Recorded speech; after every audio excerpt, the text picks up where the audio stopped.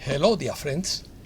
No one knows the day or the hour, but the signs are very visible. Opinion piece, messengers of light, digital warriors, activists of light, high-frequency beings, aspiration for transcendence. He who believes in miracles works miracles. The hidden path of the wise people. Let's start. Some call them workers, laborers, healers, warriors, and missionaries, but I prefer to call them messengers of light because they bring luminous messages. Just being awake can be a lonely experience. Many are going through strange and challenging cleansing and mental and physical changes that they do not understand. Throughout history, the Vatican Empire has suppressed knowledge and even killed mystics for sharing it. Why do you think the word heretic was created? To justify the elimination of others, and even whole groups of people, as they did with the Cathars, the Albigensians, the Templars, or the Gnostics. No wonder the Gnostics were persecuted, because they were revealing the truth about the prince of this world. Official Christianity would thus be an inversion of Gnosticism. As Alexander Solzhenitsyn said, in quotes, "We know they lie to us. They know that they lie. They know that we know that they lie to us. We know that they know that we know that they lie to us, and yet they continue to lie." Definition: a messenger of light is a living being who is considered to be a bearer of divine or spiritual messages intended to guide or enlighten others. He or she has a special connection to the divine and can receive information or knowledge that is not accessible to other human beings because they do not seek it. These messages may be of a spiritual, psychological, or practical nature, and may be intended to help others overcome difficulties, find their way in life, or reach a higher level of understanding and fulfillment. They are also considered to be healing. Messengers of light are generally expected to act with integrity, compassion, and wisdom, and to work for the welfare of others and the community at large. Messengers of light are considered to have special connections to divinity and the universe, and to use their energy and knowledge to heal and transform the reality around them. In some cases, they are believed to be high-frequency beings who have come to assist in the ascension process of humankind. Digital warrior. A digital warrior is a living being who uses their skills in the use of technology and social networks to fight for a social cause. In general, there are activists who use digital tools to communicate and disseminate information, organize campaigns, and mobilize public opinion around a specific issue. Digital warriors can use various techniques and strategies to draw attention to a cause, such as creating viral content, using hashtags, organizing online events, collecting signatures online, among others. In some cases, digital warriors may face challenges and risks such as censorship, intimidation, or exposure to online violence. In general, digital warriors are characterized as living beings committed to a cause, using technology and social media to amplify their voice and promote positive change in the world. While not all digital warriors are involved in activism, those who are tend to be critically minded, innovative, and committed to social justice and positive transformation. Paulo Coelho. Warrior of Light is a term coined by the Brazilian writer Paulo Coelho in his books Manual Manual of the Warrior of Light. It describes him as a very much alive human being who has the courage to live his life according to his own vision and purpose, and who is willing to fight for what he or she believes in. According to Coelho, the Warrior of Light is a sensitive, reality-conscious human being who is in search of truth and harmony. The Warrior of Light is not overcome by obstacles, but uses them as opportunities to grow and learn. He or she is also a being who treats others with respect and compassion, and who is willing to help and serve others. Overall, the Warrior of Light is a human being who seeks to live an authentic and meaningful life, and who is willing to take responsibility for his or her own decisions and actions.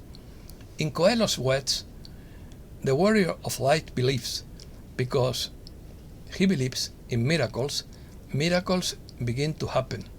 Because he's sure of himself, he's not afraid to make mistakes. Because he accepts himself, and the world accepts him too. Alchemist. According to Paulo Coelho, the concept of an alchemist refers to a living being who seeks personal and spiritual transformation through the search for truth and the realization of his destiny, or her destiny. In his book The Alchemist, he tells the story of a young shepherd named Santiago, who abandons his everyday life in search of a treasure he has dreamed of. Along his journey, Santiago encounters various obstacles and learns important lessons about life, love, and destiny. In his book, Coelho uses the concept of alchemy as a metaphor for inner search and personal transformation.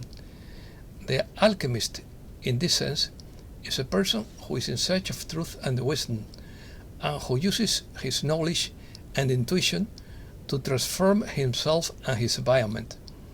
The true treasure sought by the alchemist is inner knowledge and the realization of his personal destiny. In general, the concept of alchemy in Paulo Coelho's work refers to inner transformation and the search for the meaning of life. The alchemist, in this sense, is a person who is willing to take risks, to learn from his mistakes, and to follow his own path towards personal and spiritual fulfillment.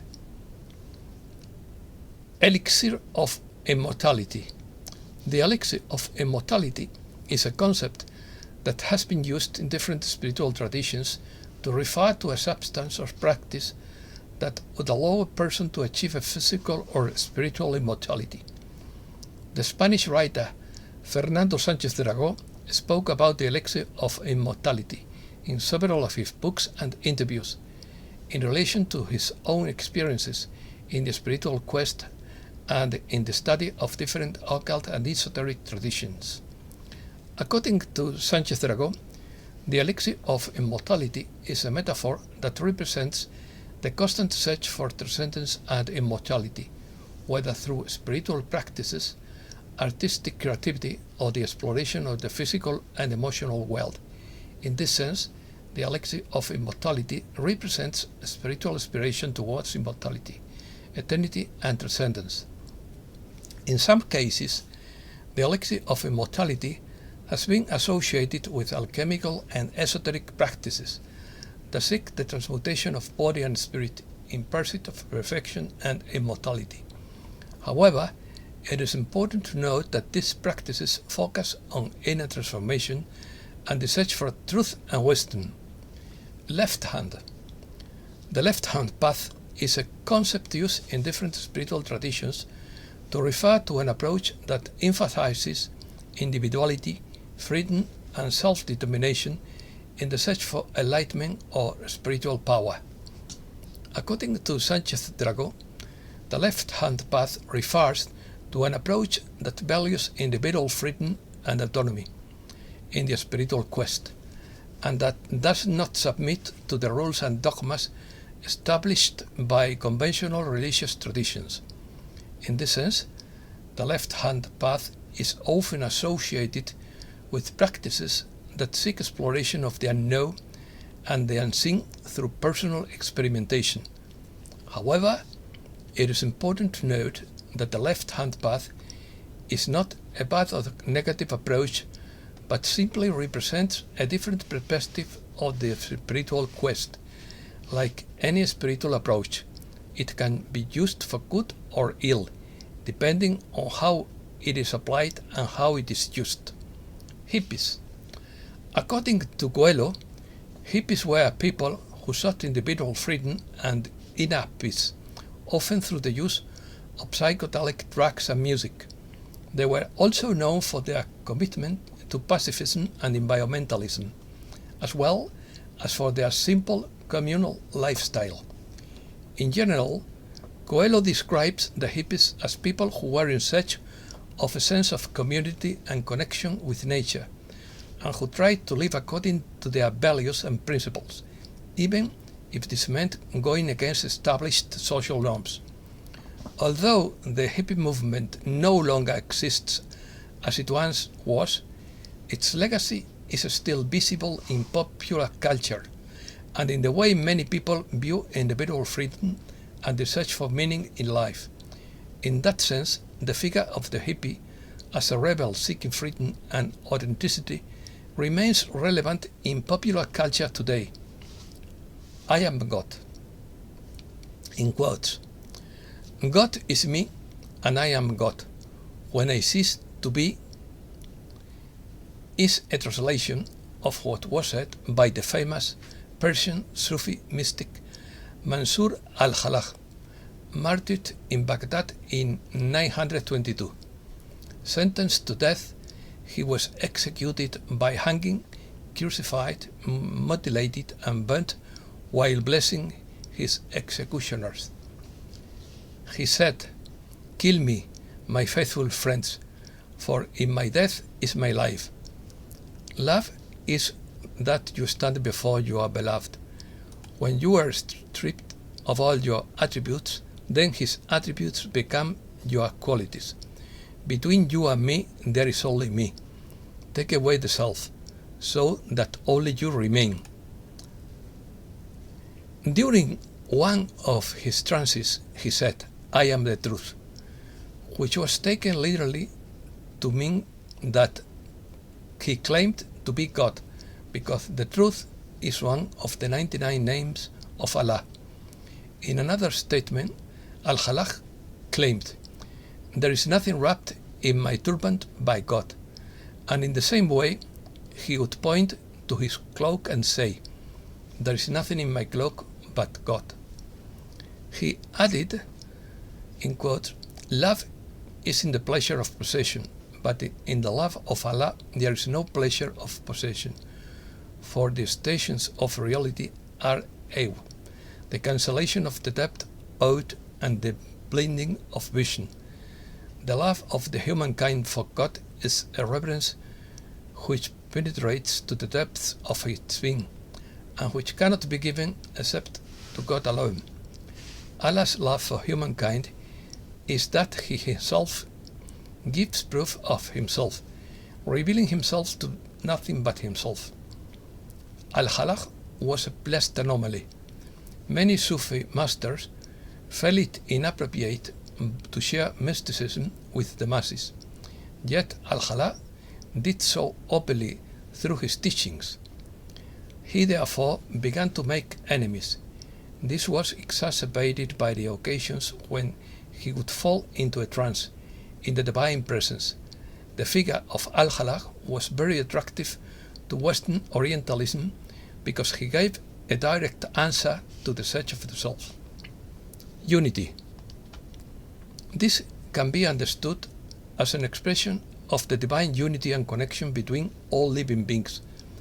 By affirming that God is me and I am God, it can be understood as a substantiation that every human being has a divine spark within him or her, and that ultimately we are all a manifestation of the same divine source. The second part of the statement, "when I am not," can be interpreted to mean that by freeing ourselves from our ego, we can experience our divine identity. When a person dissociates from their ego and ceases to identify with their thoughts and emotions, he or she can experience a sense of oneness with the universe and with divinity. Withdrawal. Mystics often withdraw from the world to focus on their spiritual connection and relationship with the divine. Mystics seek a direct personal experience of the divine, often through contemplation, meditation, and prayer. Withdrawal from the world allows them to focus on their spiritual practice without worldly distractions. In quotes, "What is restful life is that which flees from the worldly noise and follows the hidden path of the few wise men who have been in the world," wrote Fray Luis de León in his Ode to the Second Life. He refers to the path followed by those human beings who seek wisdom and profound knowledge in life. This path can be lonely and difficult to walk, but for those who walk it successfully, it can lead to greater understanding and personal fulfillment. Generally speaking, the hidden path can involve a commitment to self-knowledge, intellectual exploration, and spiritual practice. It is a path that demands dedication and discipline, and may require the renunciation of certain worldly comforts and pleasures in favor of a deeper and more meaningful quest. Ultimately, the goal of the hidden path is to achieve a fuller understanding of the nature of reality, as well as a greater personal and spiritual fulfillment. Solitude. There are several reasons why intelligent people may be attracted to solitude and retreat. First, need for time to reflect and process information. Intelligent people tend to have a greater capacity for analysis and reflection, which can make them feel overwhelmed by the amount of information they receive. Solitude and retreat provide them with time and space to process this information and reflect on it. Second, need for time and space to think. Many people value time and space to think and reflect on their lives, their decisions, and the world around them. Often they find that solitude and retreat provide the quiet they need to do this without distractions and interruptions. Third, need for time and space to reflect. Wise people often have a great capacity to reflect deeply on their thoughts and feelings, and may find it difficult to do so in noisy and distracting environments. Solitude and retreat allow them the time and space to reflect and process their thoughts. Fourth, need for introspection. Some people can be very reflective and need time alone to process their thoughts, emotions, and experiences. Solitude allows them to reflect and delve deeper into their thoughts and feelings. Fifth, need for concentration. People often need to deepen their thoughts and the tasks they perform. Solitude and retreat provide them with a quiet and distracted environment that allows them to focus on what they are doing. And that's all for today. Thanks a lot, dear friends.